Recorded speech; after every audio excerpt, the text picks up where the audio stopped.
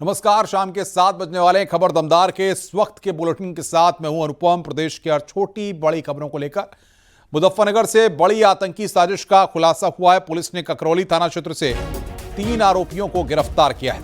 इन आरोपियों के नाम नदीम, मनुशेर, रईस हैं। ये तीनों आरोपी ककरौली के रहने वाले हैं। इनके पास से मोबाइल फोन मिले हैं। व्हाट्सएप ग्रुप के जरिए वायरल की जा रही भड़काऊ फर्जी वीडियो भी मिली है। पुलिस ने खुलासा किया है कि इन सभी आरोपियों ने साजिश दंगा भड़काने की थी, सांप्रदायिक तनाव फैलाने और लोन वुल्फ आतंकी हमले की प्लानिंग थी। वीडियो में महिलाओं, बच्चों की निर्मम हत्या को दिखाकर समाज में नफरत फैलाने की साजिश रची जा रही थी। पुलिस ने कहा है कि इस साजिश का कनेक्शन पाकिस्तान के आतंकी और राष्ट्र विरोधी संगठनों की भूमिका से इंकार नहीं किया जा सकता। यूएपीए, आईटी एक्ट और गंभीर धाराओं में मुकदमा दर्ज करके फॉरवर्ड बैकवर्ड लिंक की जांच की जा रही है। इस पर तत्काल कार्रवाई करते हुए 3 लोगों को हिरासत में लिया गया है। पूछताछ में ये पता चला है कि वे सांप्रदायिक दंगा फैलाना चाहते थे। श्रावण मास का आज द्वितीय सोमवार है। इस समय कांवड़ श्रद्धालुओं की भीड़ अत्यधिक है और इससे वे चाहते थे किसी प्रकार से कोई ऐसी चीज हो जाए कि धर्म के नाम पर मॉब लिंचिंग हो जाए अथवा कोई व्यक्ति उद्वेलित होकर इन विभत्स तस्वीरों को देखकर उद्वेलित होकर कोई लोन वुल्फ अटैक भी करवाया जा सकता था। इस पूरे घटनाक्रम में 3 लोग ही पकड़े गए हैं। इसमें 4 ऐसे ग्रुप्स हैं जिसमें सैकड़ों मेंबर्स जुड़े हुए हैं जिन्होंने इस वीडियो को देखा है। हमारी टीम्स इस समय अन्य राज्यों में और अन्य प्रदेशों में भी दबिश दे रही हैं, जिससे हम इस मॉड्यूल से या इस पूरे गिरोह से जुड़े हुए जितने लोग हैं उन सबको जल्द से जल्द अरेस्ट करके इसमें बाकी लिंकेजेस का पर्दाफाश कर सकें। पीलीभीत पुलिस को बड़ी सफलता मिली है। एसटीएफ बरेली टीम के साथ 50,000 का इनामी दिल्ली से गिरफ्तार किया गया है। आरोपी पर कई ठगी के मुकदमे दर्ज हैं। गिरफ्त में आया मनोज कुमार भारती दिल्ली में नाम बदल कर रह रहा था। ये कबूतरबाजी से लेकर विदेश भेजने के नाम पर लोगों से ठगी करता था। देखिए, जनपद पीलीभीत में लगातार विदेश भेजने के नाम पर ठगी एवं कबूतरबाजी करने वालों के विरुद्ध कार्रवाई चल रही है। इसी के क्रम में थाना अमरिया एवं एसटीएफ बरेली की टीम द्वारा संयुक्त रूप से एक अपराधी जिसका नाम मनोज कुमार भारती है, जिसके विरुद्ध अलग अलग थानों में पीलीभीत में 5 मुकदमे पंजीकृत है, उसको दिल्ली से गिरफ्तार किया गया है, जहां पे वह नाम बदल के रह रहा था और इसके खिलाफ आगे विधिक कार्रवाई की जाएगी। बिजली बिल घोटाले का आरोपी गिरफ्तार किया गया। ईओडब्ल्यू ने बदायूं से आरोपी संजय को पकड़ा है। 65 लाख के बिजली बिल घोटाले का मामला है। पीएनबी की बिसौली शाखा में घोटाला हुआ था। घोटाले में कई बैंक कर्मी शामिल थे। ईओडब्ल्यू ने 14 आरोपियों को गबन का दोषी पाया था।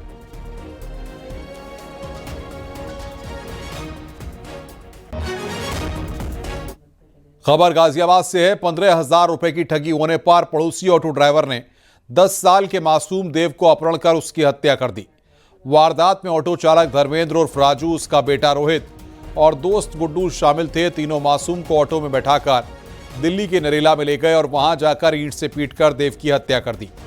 हत्या के पीछे की वजह धर्मेंद्र के साथ देव के चाचा रवि ने 15,000 रुपए की ठगी निकालकर सामने आई है। पुलिस ने तीनों आरोपियों को गिरफ्तार कर मामले का खुलासा किया।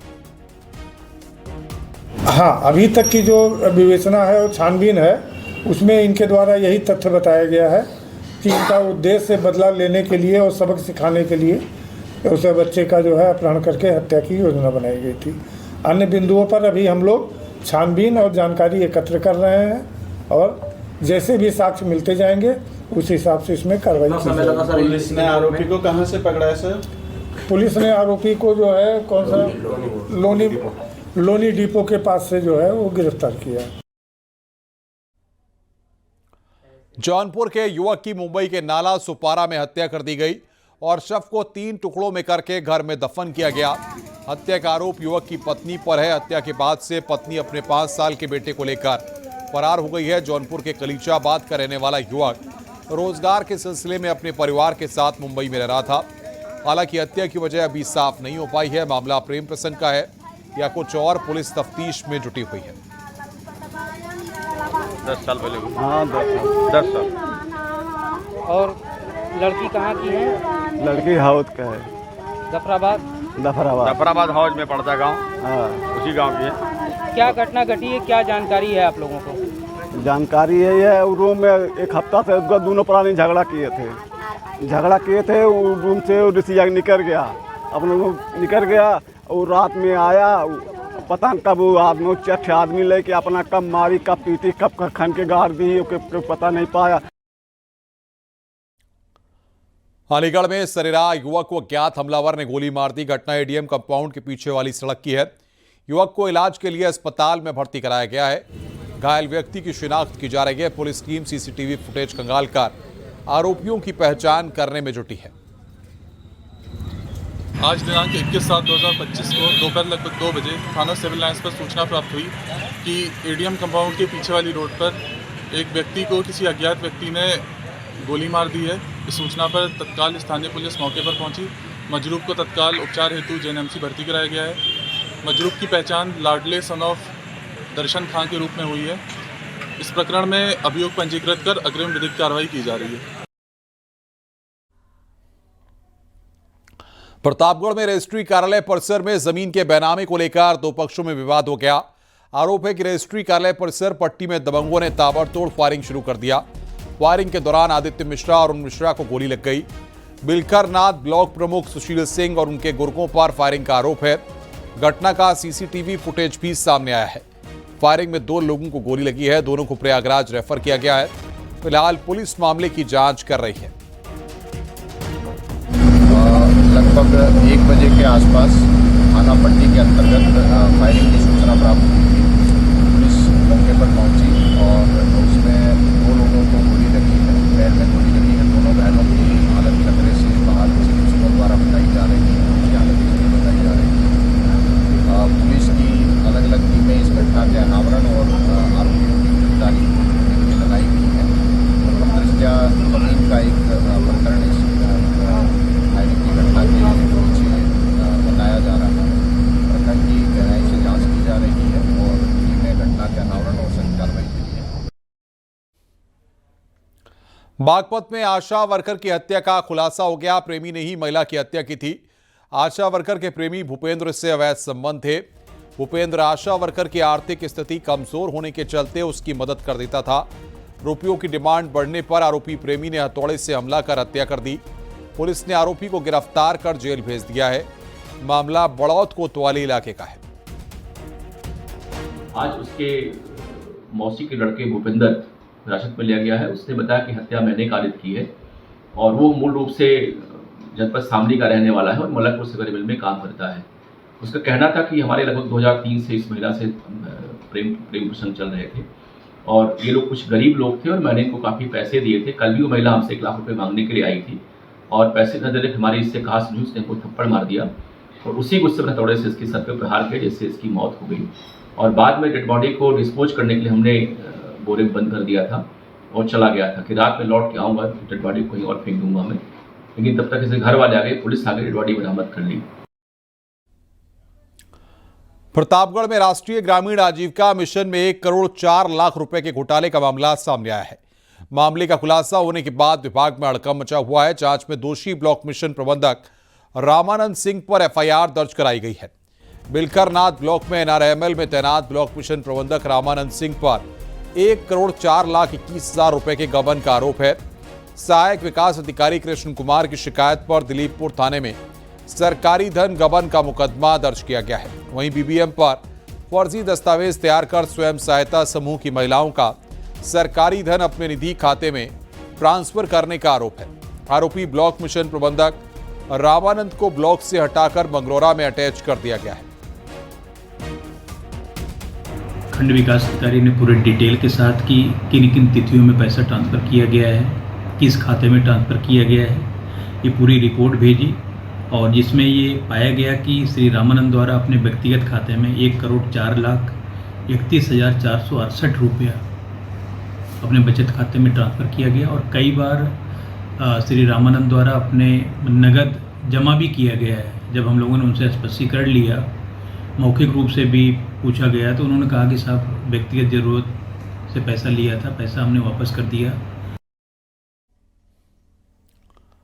लखनऊ से बड़ी खबर है। सीएम योगी से मिले हैं बृजभूषण शरण सिंह। सीएम योगी से करीब 1 घंटे तक मुलाकात चली है। 31 महीने बाद यह मुलाकात हुई है। बड़ी खबर यहां पर हम आपको बता रहे हैं। सीएम योगी से बृजभूषण शरण सिंह की मुलाकात हुई है। 5 केडी आवास पर यह मुलाकात हुई है। तो सीएम योगी से करीब 1 घंटे तक यह मुलाकात चली है।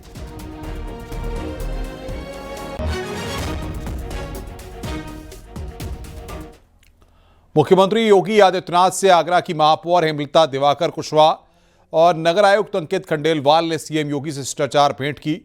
दरअसल स्वच्छ सर्वेक्षण पुरस्कार समारोह 2024-2025 के तहत आगरा को प्रोमिसिंग स्वच्छ शहर का पुरस्कार, साथ ही गार्बेज फ्री सिटीज की श्रेणी में 5 स्टार रेटिंग का सर्टिफिकेट मिला है। तो वहीं दूसरी तरफ प्रयागराज के महापौर उमेश चंद्र गणेश के सरवानी और नगर आयुक्त सीलम साई तेजा ने सीएम योगी से भेंट की। प्रयागराज को स्वच्छ सर्वेक्षण पुरस्कार समारोह 2024-2025 के तहत क्लीनेस्ट गंगा टाउन की श्रेणी में पहला स्थान हासिल हुआ है।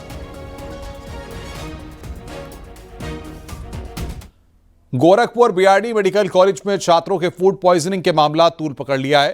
प्रिंसिपल ने जांच के लिए 3 सदस्यीय टीम बनाई है, वहीं फूड डिपार्टमेंट भी जांच में जुटा है। बीआरडी मेडिकल कॉलेज के 150 सीटेड हॉस्टल के मेडिकल छात्रों ने मशरूम की सब्जी बनवाई गई थी और उसे ही खाने के बाद 4 लड़कों की हालत बिगड़ी थी। मेडिकल कॉलेज के प्रिंसिपल ने 16 छात्रों को फूड पॉइजनिंग होने की जानकारी दी। जानकारी बच्चों ने यही दिया कि हमको शुक्रवार की शाम को वो लोग मेस में ये मशरूम की सब्जी बनवाए थे और भी खाना जो भी खाए थे उसके साथ भी रहा होगा। खा करके सोए तो उसमें से 3-4 बच्चों का इसी तरह बताया कि उनका कुछ पेट में दर्द वगैरह और नाजिया वोमिटिंग टाइप का लगा। तो वहाँ पे इमरजेंसी में जा करके वहाँ के अपने डॉक्टर, सीनियर डॉक्टर्स जो भी थे, उनसे कंसल्ट करके कुछ दवाएं ले करके आए, खा करके आराम हो गया। बॉलीवुड के स्टार सलमान खान ने हाल ही में एक प्रमोशनल इवेंट के दौरान कहा था कि उन्हें नर्व यानी नसों की एक गंभीर बीमारी है, जिसकी वजह से उन्हें असहनीय दर्द को सहन करना पड़ता है। दरअसल सलमान खान ट्राइजेमिनल न्यूरोलजिया नाम की बीमारी है, लेकिन प्रयागराज के मोतीलाल नेहरू मेडिकल कॉलेज से संबद्ध एसआरएन अस्पताल के पेन क्लिनिक के डॉक्टरों ने इस बीमारी के सफल इलाज का दावा किया है। अस्पताल में पहली बार ट्राइजेमिनल न्यूरोलजिया का सफल इलाज अत्याधुनिक रेडियो फ्रीक्वेंसी एब्लेशन तकनीक से किया गया है। 23 साल की मरीज पिछले 2 सालों से चेहरे के आधे हिस्से में ज्यादा और बिजली के झटकों जैसे दर्द से परेशान थी। इलाज के बाद महिला को तुरंत राहत मिल गई है। ओटी में ले जा करके उन्होंने इसको रेडियो फ्रीक्वेंसी एब्लेशन के थ्रू जो नर्व है जिसमें कि पेन का सेंसेशन एक तरह से ज़्यादा महसूस हो रहा हमेशा बना रहता था, दर्द बहुत ज़्यादा जो महसूस होता था उसको उन्होंने नम कर दिया, शून्य एक तरह से कर दिया और उसके बाद मरीज को तत्काल राहत मिल गई। यह तकनीक प्रयागराज के लिए नई है और इसका पहले जो इलाज था वो कुछ आप कह सकते हैं कि कुछ चुनिंदा सेंटर्स पे अवेलेबल था, लेकिन हम सरकारी अस्पताल में एक बेहतरीन सुविधाएं दे रहे हैं। काशी विश्वनाथ में आने वाले भक्तों और रोजाना आरती में शामिल होने वाले भक्तों का शोध होगा। शोध के जरिए शिव भक्तों का हैप्पी प्रोटीन नापा जाएगा। एक गंभीर न्यूरो की बीमारी का इलाज ढूंढा जा सकेगा। शोध को काशी हिंदू विश्वविद्यालय के अस्पताल के न्यूरो हेड, उनकी टीम और देश के बड़े न्यूरोलॉजिस्ट करेंगे। शोध में विश्वनाथ मंदिर न्यास परिषद भी शामिल होगा। आरती में शामिल होने वाले श्रद्धालुओं से 25 सवाल पूछे जाएंगे। ये पिछले करीब 20 वर्षों में कई ऐसे पेपर्स आए जिसमें खास करके जो रिलीजियोसिटी है, मतलब जो धार्मिक लोग होते हैं, आस्तिक लोग, उनके अंदर जो बीमारियों से लड़ने की क्षमता होती है वो बहुत अलग होती है और अच्छी होती है। फिर बाबा के जो तरह तरह के जो सिंबल्स, जैसे टीका है, त्रिपुंड है, त्रिशूल है, दुपट्टे हैं, इसका क्या वैल्यू है। और सावन के दूसरे सोमवार के दिन अयोध्या के नागेश्वर नाथ मंदिर पर श्रद्धालुओं की काफी भीड़ देखने को मिली। रामनगरी भगवान शिव के जयकारों से गूंज उठी। साथ ही जिलाधिकारी निखिल टीकाराम फुड़े और एसएसपी डॉक्टर गौरव ग्रोवर ने मेला क्षेत्र का जायजा लिया। श्रद्धालुओं से बातचीत कर व्यवस्थाओं की जानकारी ली। आज जनपद में जनपदवासी और इसके साथ साथ संपूर्ण क्षेत्र के लोगों द्वारा सावन सोमवार के दिन मुख्यतः नागेश्वरनाथ मंदिर, हनुमानगढ़ी और रामलला जी के दर्शन किए जा रहे हैं। बड़े पैमाने पर श्रद्धालु यहाँ आए हैं और हम लोगों ने यहाँ पर सारे इंतजाम किए हुए हैं। सभी अधिकारियों की ड्यूटी लगी हुई है, सभी लोग अपने स्थल पर ड्यूटी दे रहे हैं। देखिए 11 तारीख से ही श्रावण मास की शुरुआत हो गई है। इसको दृष्टिगत रखते हुए लगातार हमारे द्वारा क्षेत्र का भ्रमण हमारे और डीएम साहब द्वारा किया जा रहा है। आज सावन का दूसरा सोमवार है। इसको लेकर के जो विशेष प्रबंध किए गए हैं उसमें सीमावर्ती जनपदों से हमारे हैवी व्हीकल्स का डाइवर्जन किया गया है। जहाँ जहाँ कावड़ मार्ग हैं वहाँ पर भी वाहनों को प्रतिबंधित किया गया है। विशेष रूप से पार्किंग्स बनाई गई हैं। सावन के महीने में चारों ओर कावड़ियों की धूम है। सीतापुर में कावड़ियों की व्यवस्थाओं को लेकर पुलिस प्रशासन एक्टिव है। नरहरपुर मंदिर से नवागांव फिरोजपुर तक 9वीं बार विशाल कावड़ यात्रा का आयोजन हुआ। यात्रा में सुंदर सुंदर झांकियां नजर आईं। यात्रा में बाबा का बुलडोजर लोगों के आकर्षण का केंद्र रहा। बुलडोजर पर बजरंगबली हाथ में गदा लेते हुए दिखाई दिए।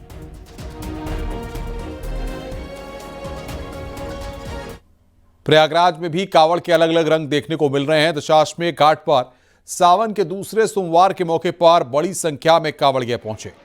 गंगा स्नान के साथ ही कावड़ में जल लेकर काशी विश्वनाथ ज्योतिर्लिंग समेत आसपास के शिवालयों में जलाभिषेक किया। कावड़ियों ने प्रशासन और योगी सरकार की तैयारियों की भी सराहना की।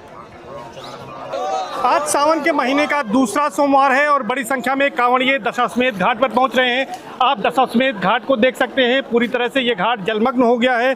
और इस वक्त जहां हम खड़े हैं ये नागवासुकी मंदिर का रोड है, नागवासुकी मंदिर जाने वाला, और कांवड़िए इसी रोड पर ही यहाँ पर संगम में स्नान कर रहे हैं। उसके बाद कांवड़ में जल भरकर तमाम शिवालयों के लिए, काशी विश्वनाथ के लिए यहाँ से रवाना हो रहे हैं।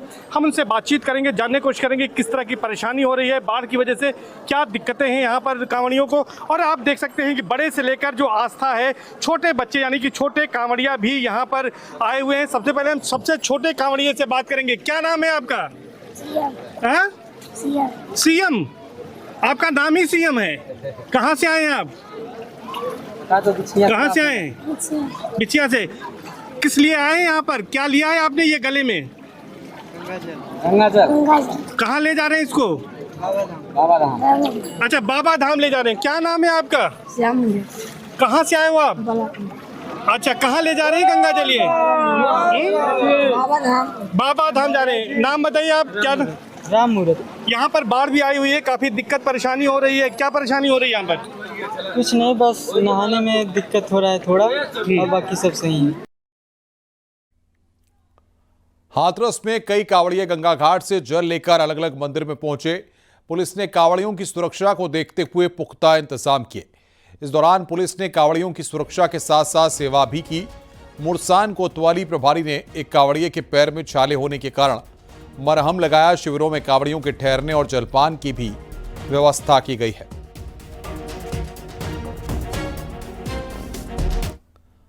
सावन के पावन महीने में कावड़ यात्रा जारी है। मुजफ्फरनगर में 7 साल का छोटा कावड़िया देश की सुख शांति के लिए अपनी कावड़ यात्रा पूरी कर रहा है। 7 साल के कावड़िया युग प्रताप ने भगवान शिव शंकर का रूप धारण किया हुआ है।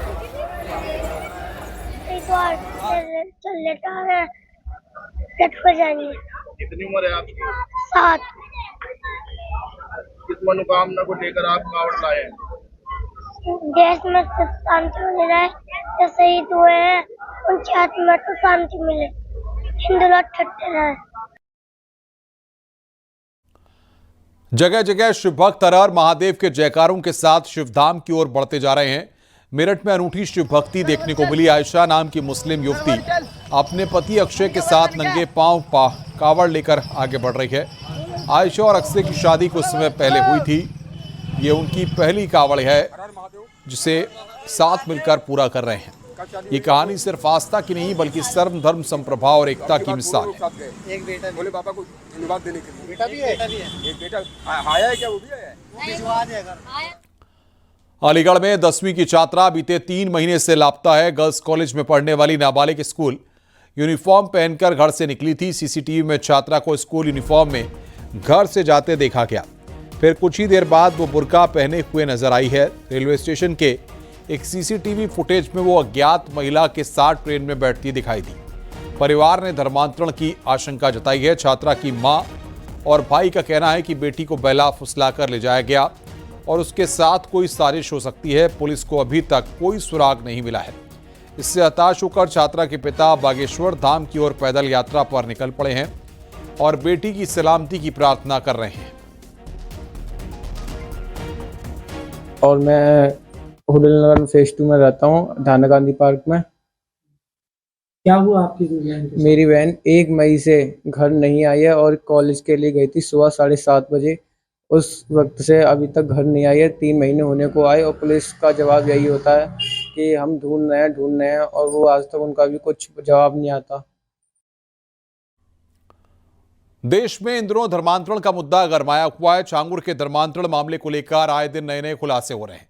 ऐसे में विश्व हिंदू परिषद ने धर्मांतरण को रोकने के लिए देश भर में विशेष हेल्पलाइन सेवा शुरू की है। संगठन ने लखनऊ में धर्मांतरण के खिलाफ सनातन हेल्पलाइन सेवा के नाम से 24/7 कॉल सेंटर की शुरुआत की है। परिषद के मुताबिक अलग अलग राज्यों के लिए अलग अलग हेल्प डेस्क बनाई गई हैं। इसमें पुरुष और महिलाओं को तैनात किया गया है, जहां लोग कॉल कर मामले की जानकारी दे सकते हैं।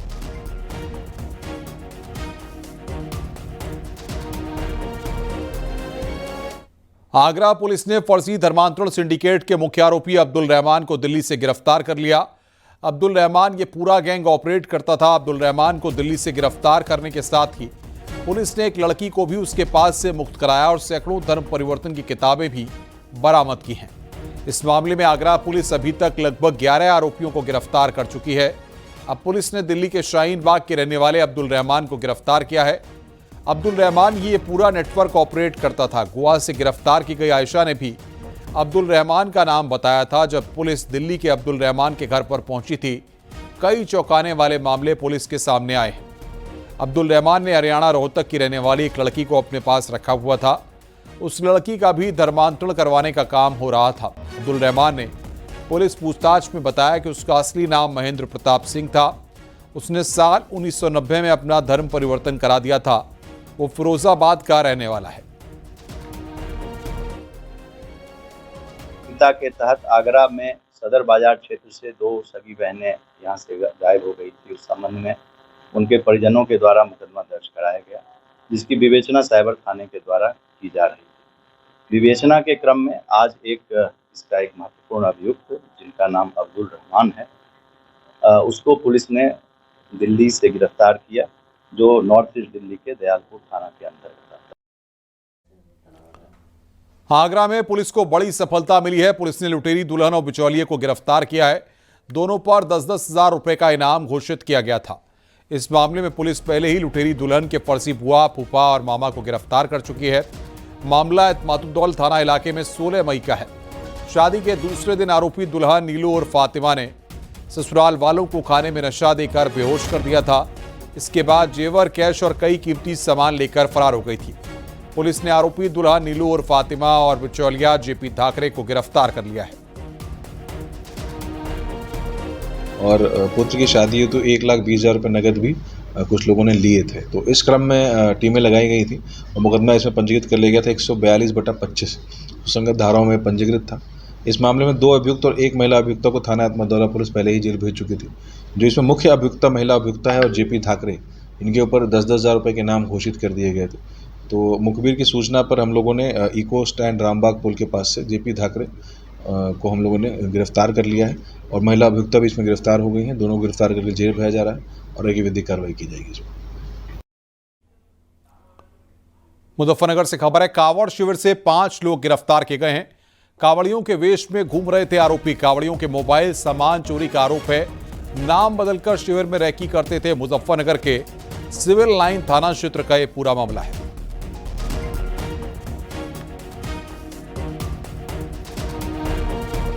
खबर चंदौली से है। यूपी एसटीएफ ने 50,000 के इनामी तौहीद को गिरफ्तार किया है। तौहीद पशु तस्करी के आरोप में वांछित था। यूपी, हरियाणा और पंजाब में गैंग बनाकर तौहीद पशु तस्करी करता था। एसटीएफ की लखनऊ शाखा ने तौहीद को गिरफ्तार किया है। सैयद राजा थाना क्षेत्र भतीजा मोड़ से तौहीद की गिरफ्तारी की गई है।